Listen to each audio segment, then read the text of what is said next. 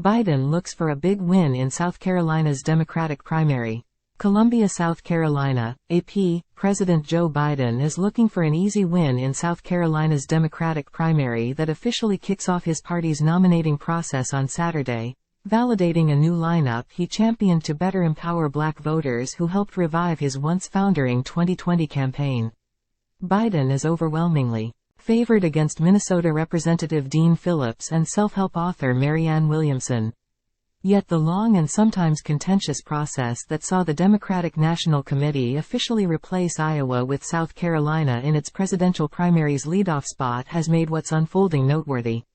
The GOP's South Carolina primary won't be held until February 24. Arguing that voters of color should play a larger role in determining the Democratic presidential nominee, Biden championed a calendar beginning in South Carolina. The state is reliably Republican, but 26% of its residents are black. South Carolina, you are the first primary in the nation and President Biden and I are counting on you, Harris said Friday during a campaign stop at historically black South Carolina State in Orangeburg, after the President and First Lady Jill Biden had also recently campaigned in the state. In the 2020 general election, black voters made up 11% of the national electorate, and 9 in 10 of them supported Biden, according to AP VoteCast, an expansive survey of that election's voters. File. President Joe Biden speaks at an event in Manassas, VA, January 23, 2024. Biden is expected to notch an easy win in South Carolina's Democratic primary on Saturday, February 3. The state officially kicks off the Democratic nominating process for the first time. AP photo, Alex Brandon. Biden pushed for South Carolina to go first, followed 3 days later by Nevada. The new calendar also moves the Democratic primary of Michigan, a large and diverse swing state, to February 27, before the expansive field of states voting on March 5, known as Super Tuesday. South Carolina was also where Biden reversed his fortunes with a resounding victory during the 2020 Democratic primary after defeats in Iowa, New Hampshire and Nevada. Many black Democrats in South Carolina are still loyal to Biden after he was number 2 to the nation's first black president, Barack Obama.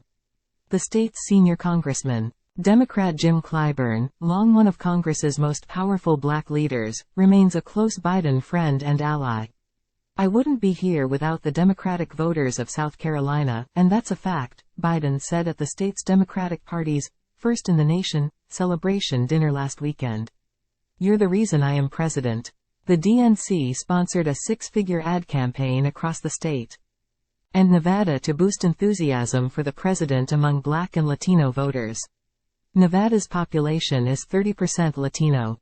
Black voters interviewed during the recent early voting period listed a range of reasons for supporting Biden, from his administration's defense of abortion rights to appointing black jurists and other minorities to the federal courts.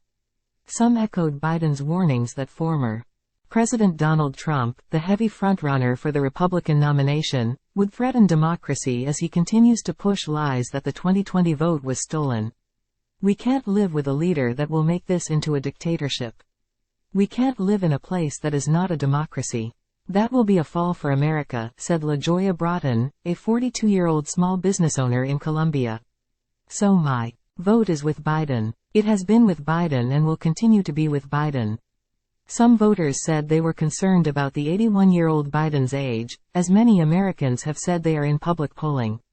Trump is 77. Both men have had a series of public flubs that have fueled skepticism about their readiness.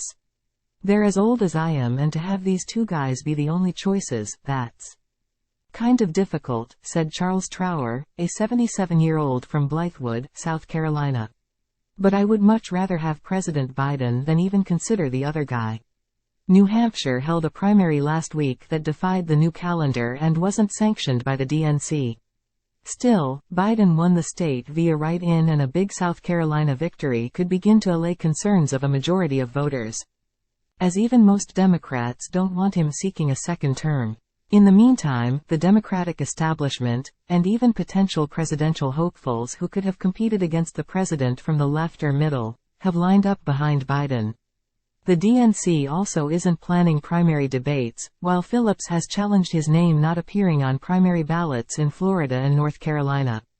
The president's re-election campaign says it's already focusing on November's general election, and Harris used her Friday appearance, saying of Trump, "It is on us then to recognize the profound threat he poses to our democracy and to our freedoms.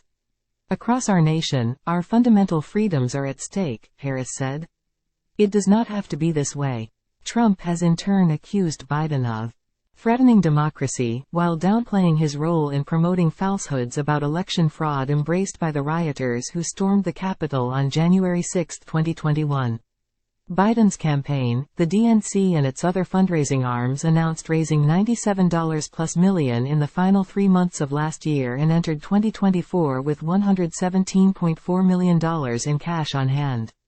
Trump amassed about $130 million in 2023's final quarter and had $42+ million to start the election year.